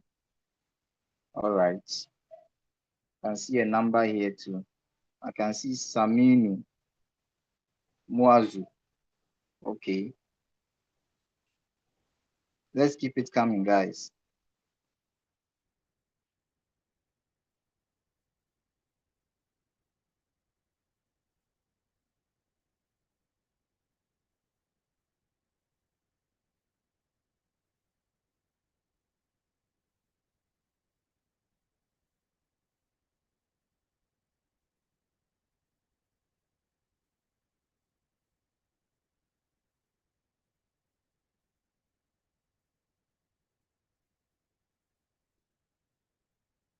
Okay. So here is also mine. Let's connect. Let's connect.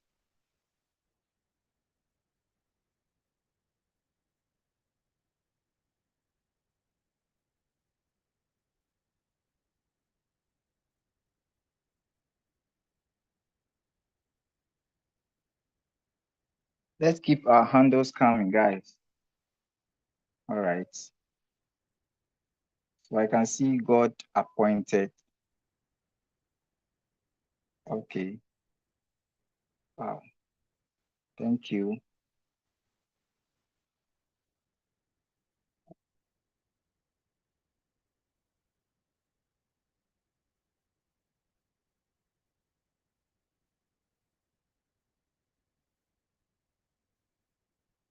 Let's try to connect and do a follow-up, a quick follow-up. Okay. Thank you.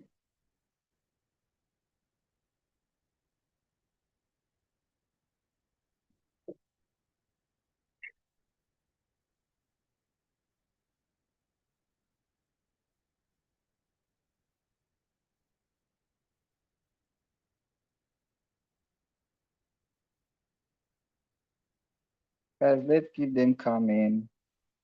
Okay.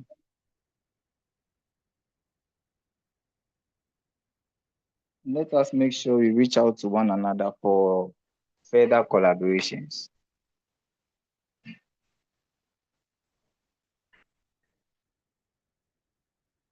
So do more diva. Diva. I see you.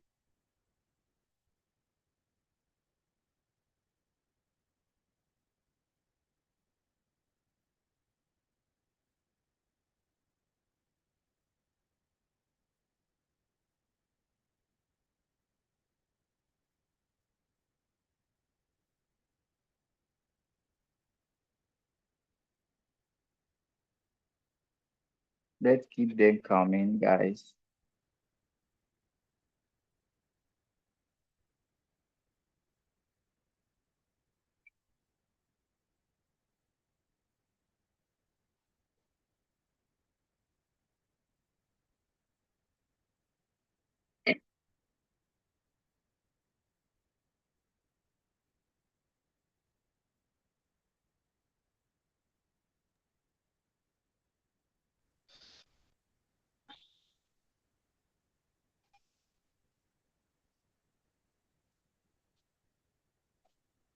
Thank you, Okay. favorites. Um, Okay. Thank you very much, Mr. William. Um, Thank you very much.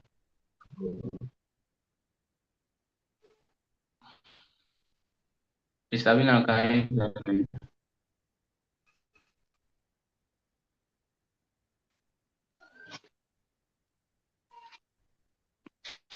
Okay. Very much, Mr. So, to each other. I think we're over 5 on this call, and only 10 people were dropping their uh, sessions like this is up to each other. Um, now might be the billionaire in his 10, 50. So so try to connect it one on one is too big, one is too small.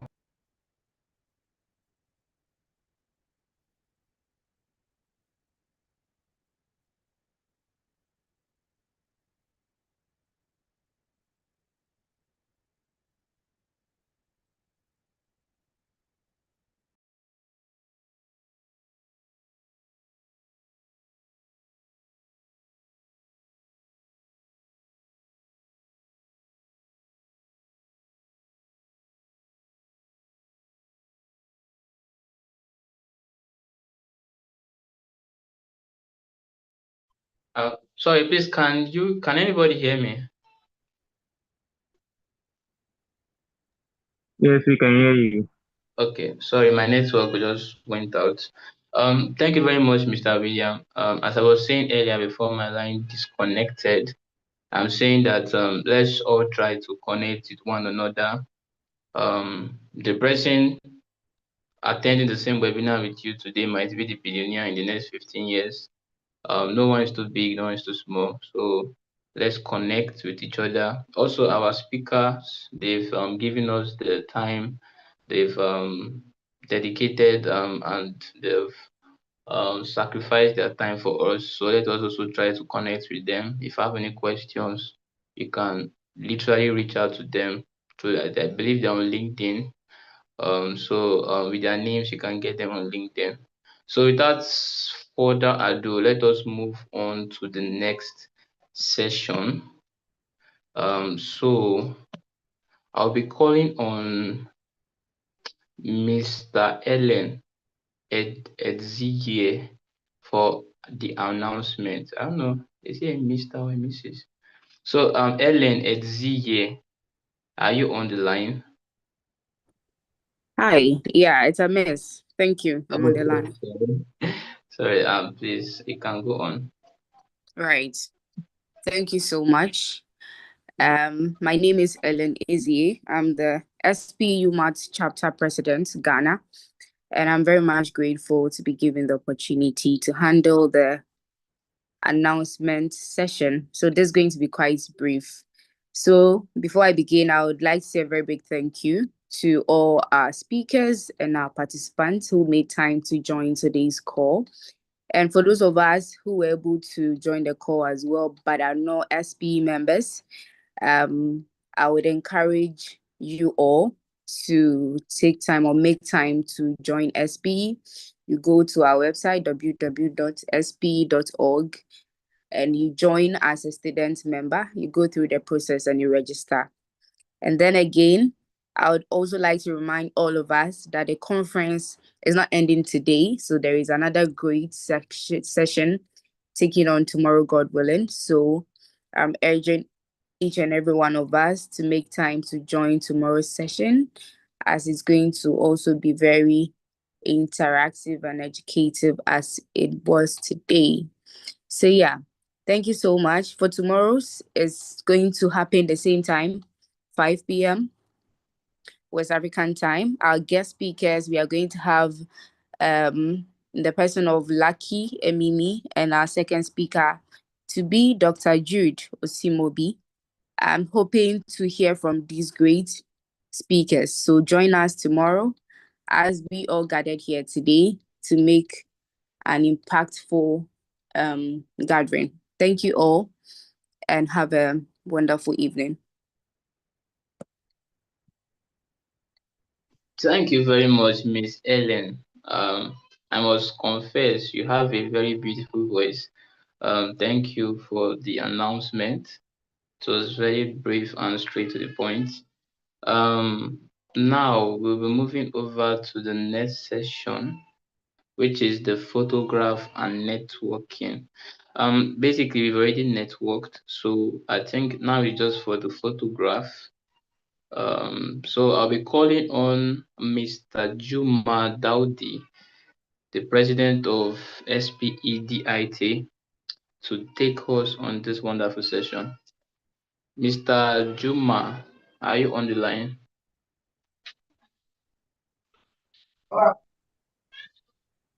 Yes, good evening, everyone. Good evening. Can you hear me? We can hear you. We can hear you. Yes, as I have been introduced, my name is Juma Daudi. I am the SPE president from Dar es Salaam Institute of Technology, Tanzania section. Ladies and gentlemen, I will be leading you to the photography session, and I would like everyone to turn on his or her cameras so that we can take this memorable moment. Everyone, turn on your cameras and make sure that you face directly your camera. Make sure your face is visible.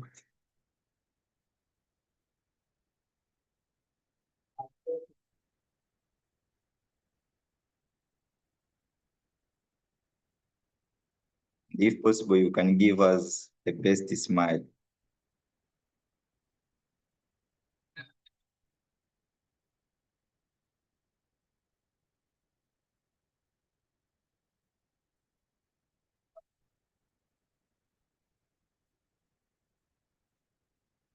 I will give just 5 seconds so that everyone can prepare his or herself to get this photograph.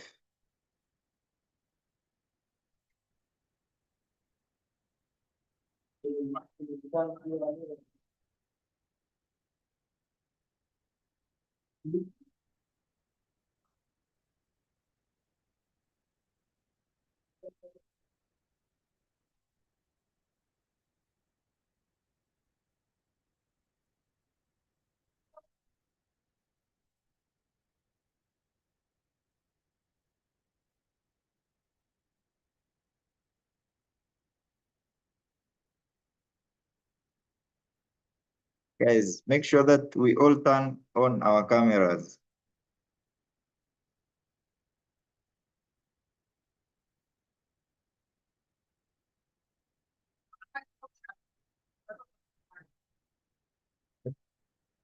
Yes.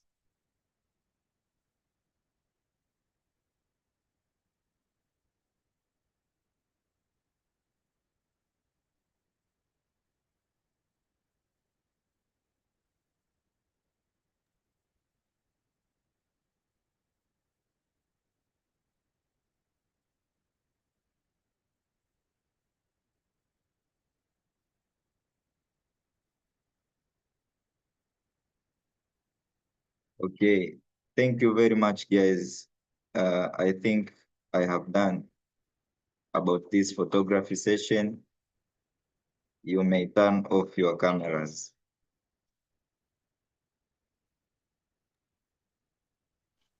Okay. Thank you very much, Mr. Okay, Juma. thank you. Thank you. Yeah. Very quickly, we'll be moving on to the next session. Um, please can the slide be updated to the next session?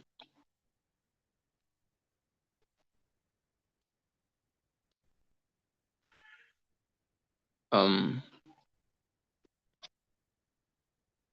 can you hear me? Yes, we can hear you. I think Divine has raised her hands. Can you see her? Yeah, I'm the one that raised my hands. So, very quickly, we're moving on to the last program on our events today, on the conference today, basically, which is going to be the closing remark. It's going to be, I believe, the closing remark is going to be a very powerful statement by Mr. Eseka Prince. So, Mr. Prince, are you on the line? Yes, I'm on the line. I can hear you. Okay. So Mr. Prince is going to be taking us on the closing remark. Before that, I would like to give a big shout out to Mr. Prince and the Society of Petroleum Engineers (SDU) for putting together this awesome event. It's been one that has actually impacted me. Just these few hours has been very, very great. Oh, that's a big shout out to SDU and also a big shout out to the speakers. Thank you very much. And then okay, Mr. Prince, you have the floor. Okay, good evening, everyone. My name is Iseka Chikuka Prince, and I'm the president of SPSDU. So, on behalf of SPSDU and the collaborating chaplains of this wonderful event, I want to say a huge thank you to the guest speakers. Thank you to Dr. Nestos. Thank you to Dr. Olume. I want to say that this session has been a wonderful session. I believe a lot of us has learned a lot. A lot of us now know where to focus on in order for us to have a brighter future in the energy stroke oil industry. And I want to say thank you to everyone who created time to be present in this meeting. Wonderful people, lovely people. I want to see you here again tomorrow. I believe tomorrow will be another powerful session, and I'm looking forward to see you all. Thank you very much. Have a good night. God bless you all. God bless the speaker. God bless everyone. God bless SP. Thank you all, and have a good night.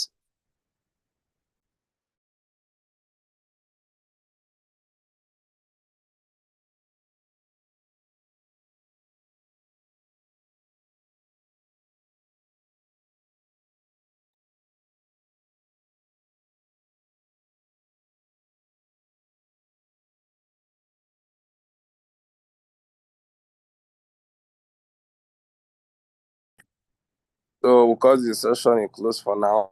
See you all tomorrow.